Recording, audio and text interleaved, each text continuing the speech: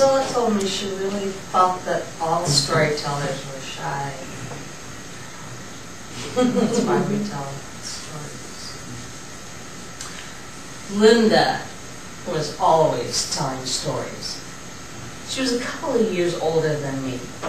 And I volunteered at our homeless shelter and soup kitchen there in Garden City, the Emmaus House. And Linda's sister Anna was the cook for the Emmaus House, and so often Linda would be there while Anna, because Anna would work all day long, and I'd just come in sometimes and help out and fill some of the sacks of food for the people. And sometimes Linda would tell me stories. I'd be sitting in the dining room with all the weather. We were filling the sacks, and she'd kind of just be sitting there. And if it got quiet in between times, she'd tell me about her husband. And she'd say, you know, he's going to take me to California. Now, Anna would come in and say, oh, Linda, you're telling stories again. Don't listen to her. She's always telling stories. Another time, Linda told me about her house.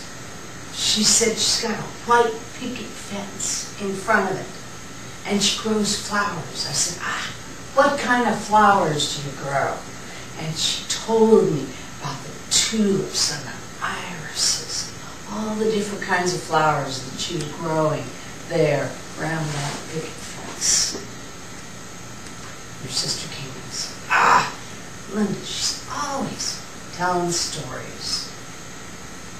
Well, you know, one day I was getting ready to go, you know, I helped fill sacks all the way till 6 o'clock, because that's when things closed, and I was going home, and I didn't have anything to cook for supper. I don't know if any of you have ever had that situation.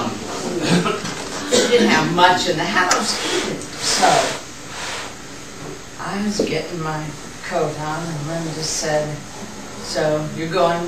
And I said yes, and I said, I have to go to the grocery store. She said, you have to go to the grocery store. And I said, yeah, I have to go to the grocery store. And Linda said, you have to go to the grocery store. And I said, yes, I have to go to the grocery store. I don't have anything to cook for supper. And she looked at me and she said, I wish I could go to the grocery store. Because, you know, Linda, sitting in her wheelchair, only went places when it was somebody else's choice and somebody was going to take the time to take her with them.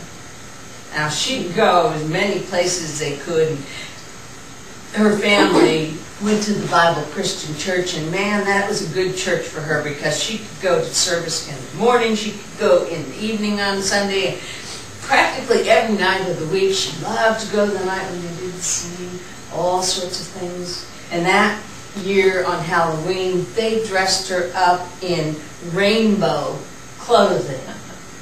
You know, rainbow is the promise, right, that God gave to us after the deluge. His anger would be. Well, that year, after Christmas, Linda's mother got a terrible cough, and Linda caught it too. On the Feast of the Epiphany, right after New Year's, Linda died. I went to the funeral. A lot of people talked about Linda's life, and what an inspiration she was to everybody. Her cheerfulness. But I will always remember that little teasing part of her that she taught me. And I knew where Linda was. Well, of course she was in heaven, but she had also gone to California with her husband, and then when she came back to her place in heaven, she went to that house with that white picket fence and all those flowers were on it.